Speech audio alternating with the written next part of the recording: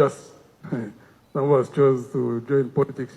Actually, I mentioned it when I was retiring in Bomba. I told the command there that, yes, I'm going to politics from this point onwards.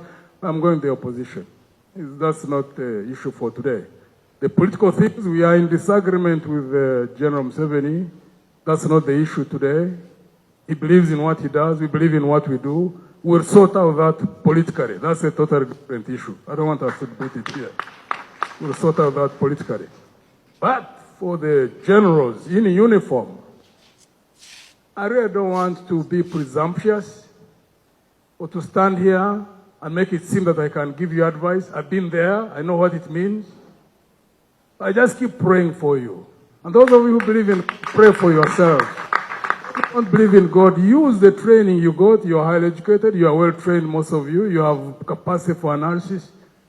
Pray to God that you get the wisdom and the courage to manage this country through any transition that could happen. Change happens. There are people who think change can't happen. Change happens. It's a factor of life. It's a law of nature. It's a spiritual law. Nobody is going to stop change when it happens.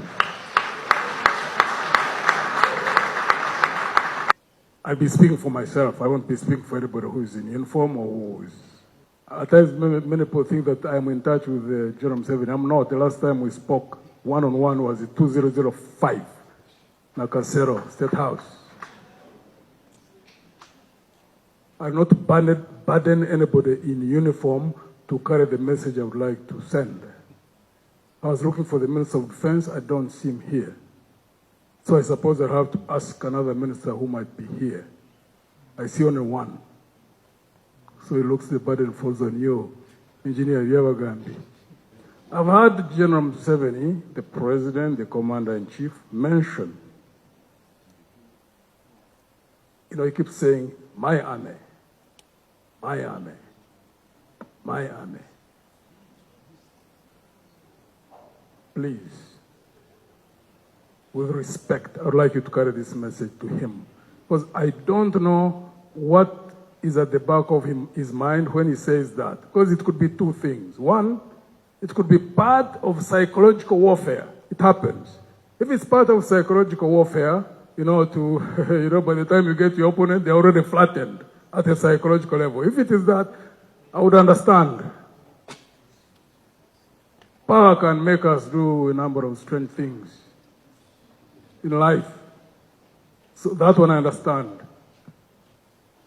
What I wouldn't understand, and that's why I would like to ask, at whatever point he feels comfortable, he needs to enlighten us, those of us who fought, who've been in uniform. At least for me, I ask, that when I went to the bush, I didn't go to fight for an individual, I went to fight for a cause. So when we were NRA, we were not a personal army, we were a national army. And we are fighting to ensure it becomes national. It is a transition, it's a process. When it turned to UPDF as it is now, it's not a person's army, it's a national army. And we'll do everything humanly possible to ensure that that comes into reality. Because if that didn't come into reality, it would be unfortunate for those of us who have served, those who are dead, and those who are still living. That would live in a situation where a person would think that we could ever fight for an individual. I hope you'll be courageous enough to pass on that message to him. May God bless you all.